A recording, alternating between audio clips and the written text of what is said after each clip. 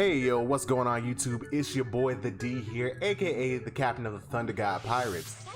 You already know what it is. It's Sunday. There was a new One Piece chapter. It was pretty fucking dope. And before we get into the meat and potatoes of today's review slash discussion, more of a discussion than a review, let me just tell you this. If you're hearing this right now, thank you so much for clicking the video. I really do appreciate it. If you like what you hear throughout this review and you want to hear more, definitely hit that like button, hit me with a comment, tell me what you think of what I think, and subscribe for future videos. Also, I do have my Linktree in the description, which it has a link to all my other socials where I talk about anime, gaming, and all that, as well as my other YouTube channel where I occasionally drop the streams that I do on Twitch. But anyway, without further ado, let's go ahead and get right into it. One Piece, chapter 1011. Oh, what's it called? The Code of Sweet Beans. The Code of Sweet Beans. This nigga eating beans, bruh. But let's get into it. Alright, and this week's chapter picked up where the last one left off, with Kid and Killer overlooking the floating Onigashima as Big Mom fell, well, as she recovered, excuse me. And then Prometheus asking for something from Big Mom. And it's here that we see that they can see Big Mom and the new surprise. So they're over there overlooking Big Mom as we can see her gathering lightning, and Kid and Killer are like, okay, that can't be good, and them trying to run. But as they're running, we see not the silhouette, but we see part of Big Mom coming towards them with something covered in lightning. And it's here that we see Kid talk about, wait a minute, I thought we already captured her lightning, homie. And it's then that Big Mom, we cut back over to Big Mom as she says, time to test you out, show me your power. Hera. And if that name sounds familiar, it should. In Greek mythology, Hera, well, in the Greek mythology, she was also Zeus' sister, so yeah, Greek mythology, kind of incestuous. But she was also the wife of Zeus, and I can't remember what her domain was, what she was the goddess of. But yeah, so now she has a new homie named Hera who can use lightning like Zeus. Now it's critical to mention, when Prometheus was asking for something, I think this is what it was. By giving him more power, or another part of her soul, or whatever she did, gave him control over not only fire but lightning. But it's here that we only see the lightning portion. And we even see that this new homie Hera has lipstick, bigger lips, and we see a new attack from Big Mom by the name of Fulgora, which is a thunder goddess. I can't remember where from. I haven't. The reason I know that is because years ago, during the X and Y generation of Pokemon, I had an a Manectric, excuse me, female Manectric that I named Fulgora. So that's the reason why. Hey, I know that. That's dope. But then we cut back to the roof and we see Zeus within the box that Kid put him in yet again, just chilling, asking what happened. But, okay, here's what's kind of weird. Zeus's prison came undone, and it looks like he's no longer emitting electricity, which is weird. So he might have been downgraded to being a regular home, and that's kind of what I'm thinking. At least for the time being. Yet again, we never get a conclusion to this in the chapter, but that's what I'm thinking. So we then see that he's running to Big Mom, saying that he's gonna come save her now. And as Law is helping up Zoro, who yet again for the last 2 chapters has been a fucking boss. Law's helping him up, and he even says the kid's power must have weakened. So either he got his power stolen by Big Mom through some sort of convoluted way, or it's just because Kid's out of range, which could potentially be the case. Okay, so we then see Law talk to Luffy, telling him that Big Mom's back, and if that cloud, that she can home in on Zeus, and like, hey, we don't need her doing that. So pretty much, he then makes a room and teleports him, Zoro, and Zeus to the lower levels, which is good. So I noticed in the last chapter I'd said that, you know, maybe this could lead to some fights with Law and Zoro, like some one-on-ones, which I'm still hoping for, but that's potentially what this leads to. So as they pop out of existence, Kaido, still in his hybrid form, which in case I haven't already said is dope as hell,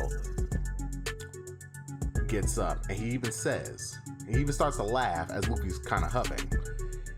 He can tell that Luffy's enjoying himself. The more precarious the situation, the bigger that he smiles. And we can see Luffy's huffing, battered and bruised, but still smiling. And then yet again he says, "Is that right?" and charges at him. And it's here we can truly see Luffy's upgrade. Kaido goes to hit him with his Konombo, and Luffy goes to hit him with a punch with his right arm. And it's here we can see the force of their haki clashing in midair, and they're not touching. And then Luffy tries to hit him with a kick, and Kaido yet again intercepts with his Konombo, with the haki flowing off of him. But yet again, they're meeting in midair. It's comparable yet again to the scene we recently saw in the anime with Whitebeard and Roger. So now Luffy has, I wouldn't say mastered because this is a new skill for him, but we can say that he has truly entered that realm of supremacy, that realm of the top that Whitebeard, Roger, hell, Kaido has been a part of. Like, he's truly, like, if he's not on, as a power scaler, I'm hesitant to say Luffy is on Kaido's level, truly. Because let's not forget, they started this match 5 versus 2. And Kid, Killer, Trafalgar, and Zoro have all done their parts to Kaido himself. So I can't say, like, look, and I don't know what Joy Boy or anybody else is going to say about this, but we cannot definitively say that Luffy and Kaido are on the same level when Luffy did have help. Now is he in that class? Is he nearing that weight class? Yes, I can say so, but I can't definitively say that Luffy would have got here without help. But anyway, their second clash, it's so big that you can see the impact from a distance on top of Onigashima. It's here that we then go down to the third floor. Well, yeah, the third floor of the castle inside the dome. So it's here that we figure out that they were caught in the blast that Big Mom shot out, and they're examining the damage. And it's here that they see like, okay, she's not on this floor.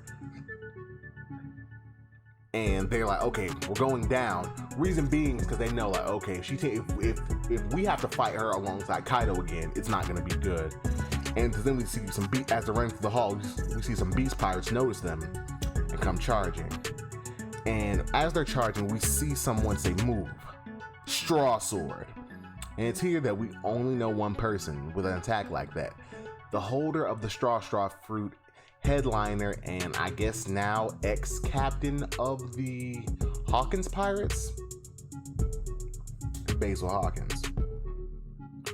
So it's then him and Killer happen. Now him and Killer, God, 2K name, is gonna kick my ass.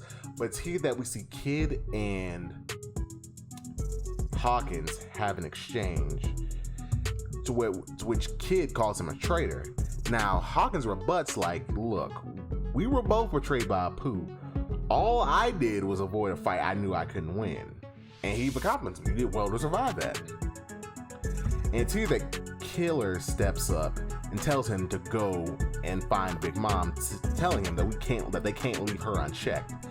And normally, you'd think like they would hesitate to do that. No, Kid runs off immediately to tell him, hey bro, you got this. Holla at a player when you see me on the street. And it's here, and then we see a panel of Hawkins turning into his straw man, standing against Killer. And here we see a new form, which he still has the same, the nails as his hands, or with the nails as his nails. you know what type of nails I'm talking about, and what the other type of nails I'm talking about. Don't make me explain this shit. You know, his arms and his upper body's the same. It's his lower body that's different. Now, instead of having two legs, which I think he's always had two legs whenever we've seen him before, if I remember properly, but now it's like his lower half, he has 1, 2, 3, 4, 5, 6, at least 6, which may be, the 7th may be obstructed by his cape, but we see at least 6 limbs, like straw limbs, well, 6 straw legs on the bottom of it. And he even tells Killer, like, look, I'm actually glad y'all did that. I couldn't have beat both of you. And then Killer, he rebuts with like, okay, at least you know your role. You play a good lapdog. To which Hawkins responds, call me whatever you want. You have a 9% chance of dying here. And he then calls him Hitokiri Kamazo. To which Killer tells him that fortune favors the bold as he begins to laugh, the laugh that he hates.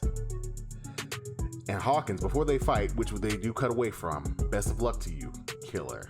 And Killer tells him to go to hell and doesn't need an ounce of his luck. We go back to the second floor, where we pick up with Otama, Page One, Usopp, and Nami. They're still running on the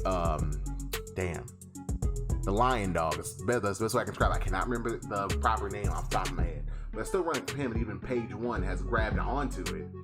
And they are constantly firing their attacks off at him. But even now they're noticing like the dinosaur zones. Excuse me. Ugh, I hate that. I hate to call it that. Dinosaur zones are very durable. So even though they are firing off attacks at point blank range, they just can't get him. And they even like comment like his toughness is out of this world. Nothing we can do is working. So then at one point they even try aiming for his weak spots: the temple, the jaw, the Adam's apple, the solar plexus, the eyeballs, the nostrils. Nothing's working, and even Tom is having to give the dog a pep talk because it's starting to wheeze.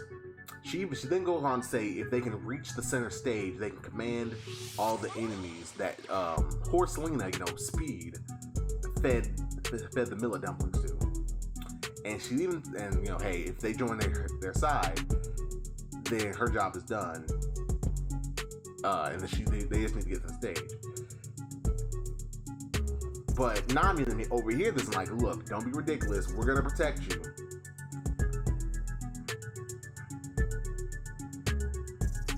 And then even Tom is like, I can't. She's so scared that she's scared she can't go on much longer. So hearing this, they finally, Usopp breaks out one of his pop greens, one we haven't seen before, firework flowers, which it's very hot. And even Nami comments on the heat, saying, this is kind of hot. You need to stop that. But Usopp then goes on to say, like, hey, I don't have any close range weapons, so you have to deal with it, but I'll take him out anyway. And then he does another attack, which are some exploding pine cones. But yet again, even through all that heat and explosions, Page One stands ready to attack. But it's here that we finally get a definitive answer. Now, for a while in the community, there's been a theory floating around that Tama would be able to use her dumplings on Kaido's entire crew, pretty much meaning that through her dumplings, she'd be able to control Kaido, the Todoroki, not just Smile users, which we've seen, but also regular zones. But it's here that Usopp pretty much states, he's like, damn, if only those dumplings worked on anything other than Smile users. So Kaido, the Flying Six, and any other actual Zoans in Kaido's army are immune to them. So that theory just died in the water, which I'm kind of happy. I'm like, I'd hate for that to be the way they won. More violent. But it's then, as they're passing a building, as soon as they pass it, they see Big Mom calling out for Kid, to which Nami and Usopp promptly freak the hell out. So it's then that she turns and she recognizes them as the cat burglar and the one with the long nose from the Straw Hat Pirates. Now, contrary to her compatriots freaking the fuck out, Tama calls out saying hello to Olin. Now, another point of contention within the community is how is Big Mom gonna react to Tama? Like, does she remember anything there? You know, Big Mom being an ally, all that shit. And here we get another answer. Turns out she remembered everything from when she was amnesiac. And even then, she is very, very nice. And she's asking her, hey, what are you doing in this dangerous place? And to which Tom was like, hey, I was worried about you. You know, you just up and left all of a sudden. So Nami and Usopp are frozen in place looking at this exchange. And even Prometheus is like, uh-oh. She goes into what he refers to as mother mode every now and then with little children. Because we've barely seen her with little kids. I think even on Whole Cake, when she was speaking with one of her younger kids, she was actually kind of nice. I guess there's like a line with her, like, okay, once you get past a certain age, I'm gonna be a bitch to you. But seeing this now, when it comes to little children, she's actually a nice person. Because we know Tama's about 8. Well, she's still a little girl. But then continuing, she says thank you to Otama, and you know, they're just chopping it up. And to which Big Mom then goes on to say, hey, you know, she says that she'd never forget how that busybody Otsuru from the grimy little Okobore town took me in. And that she would never forget that tasty flavor of that tiny serving of Oshiruko. To which Tama looks morose. She then goes on to say, with a flashback panel behind her, that the Okobore town isn't there. She tells them that the people there lied, said they ate all the food they gave to the samurai the night before the raid, and that Kaido's forces burned to the ground. Now, you would think Big Mom having... Oh, hold on, excuse me, let me speak directly into the mic. But you would think that Big Mom, knowing that she's the one that has an alliance with Kaido and they're against the samurai, hearing that, she would be like, oh, well, fuck them. That's actually not the case. Because here, when she hears about this, she remembers Otsuru, the Oshiruko and everything. And when she says what, she has this look of disgust in her face as Thomas starts crying. So it's here that we see Big Mom get angry. She says that Kaido's followers did that to the town that was so nice to me. And then, you know, everybody's looking, we then see Page 1 coming in his full dinosaur form, charging them. And then they're even saying like, hey, go away, we're in the middle of something. Now, Page 1 walking up on them, he's like, wait a minute, Big Mom, perfect timing. Don't let them pass. And while they're trying to instruct the dog to run, it's too late. Page 1's already dogging them. But as he does, it's here that we see Big Mom get angry. Don't you know that even in the cruel world of pirates, there's still a code of honor, you clowns? As she floors Page 1, and it looks like she can do the same Supreme King, you know, hit you without hitting you thing, as she punches him in the throat. So the beasts who are there, they're floored because they've probably never seen any of the Todoroki actually be floored before. And in the distance, we see Kid, you know, hear the explosion, saying, okay, Big Mom's over there. And Zeus, who's looking for it, says, oh, it's Mama, she's still alive. And Ulti, in complete and utter shock at her brother being floored. And that's the end of chapter 1011. Okay. Good chapter, good all around. We know now that the dumplings only work on smile users. Great. We don't know why, but we know that, you know, hey, that's how they work. But anyway, Big Mom. Now, even when I was scrolling on Twitter earlier today, I saw like O'Hara and other YouTubers like, man, this doesn't make any sense, blah, blah, blah. Honestly, I think this makes perfect sense for Big Mom. Yet, hold on. Before you say anything, hear me out. Big Mom has participated in racketeering. That's pretty much what she does. Protection money, blah, blah, blah. Except with candy. Now, Big Mom loves candy. Big Mom loves food. Big Mom charges people money for protection. So here's the thing with this. They fed her when she was hungry. She has a positive outlook on them. Now, yes, Big Mom has destroyed countries and pirate crews. We know that. But we've also seen that as long as you keep your deal with her, she's fine. She's perfectly fine to be around, as long as she's not having hunger pangs. And if you owe her some candy, you pay your debt. Remember, after Whitebeard died for two years, Big Mom was over Fishman Island, and it wasn't until their candy machine broke, thanks to Horty and them, that there was an issue. Prior to that, she was fine. Sorry, I keep hitting the mic. But in this case, even though she didn't have an ironclad deal with them, Okabure Town was in her favor. Pretty much, as long as you're in her favor, Big Mom is kind to you. So it's kind of the same thing with Luffy. Like, Luffy is the type to be kind to everybody, yes, or whether you owe him or not owe him or whatever. He's good to everybody, but he's the same with it. Like, if you give that motherfucker food, he's going to be in your good graces. You're going to be in his good graces. He'll do whatever for you. Like, whether you help him, his crew, feed him, or whatever, he will do whatever for you. And it's interesting to see that Big Mom is of the same ilk.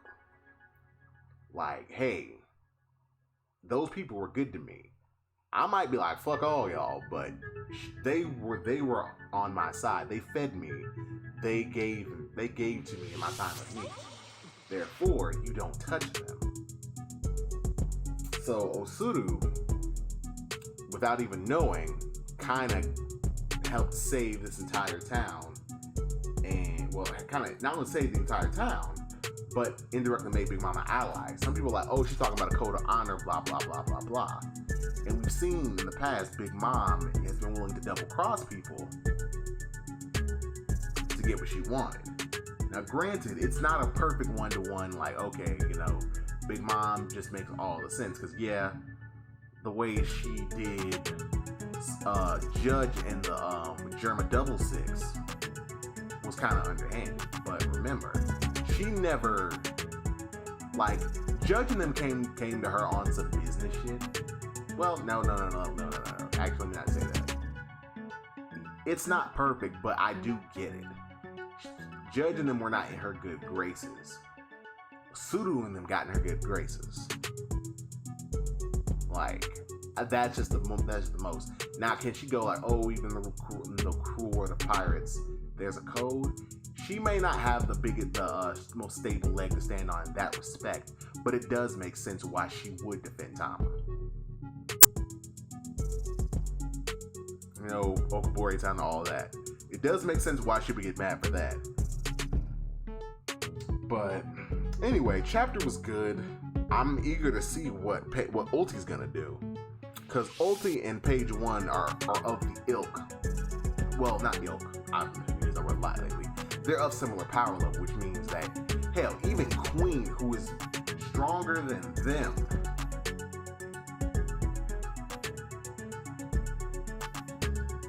couldn't take Big Mom. Like, Queen got folded. And it's pretty common knowledge among the Beast Pirates that King, Queen, and Jack are stronger than the Tobiropo. So it's eager to see, like, okay, will she just bow down? Will she go tell Kaido? Or will she actually try to fight her? I think she's going to try to fight. I think her bond with Page 1 is that strong to where even if it's Big Mom, she's like, nah, fuck that, bro. We got to throw hands. But with that being said, that's going to end this video. If you made it this far, definitely like, comment, subscribe. Tell me what you thought. And subscribe to see more videos. Also, no chapter next week. It's not Oda this time. Actually, I believe next week is Golden Week in Japan.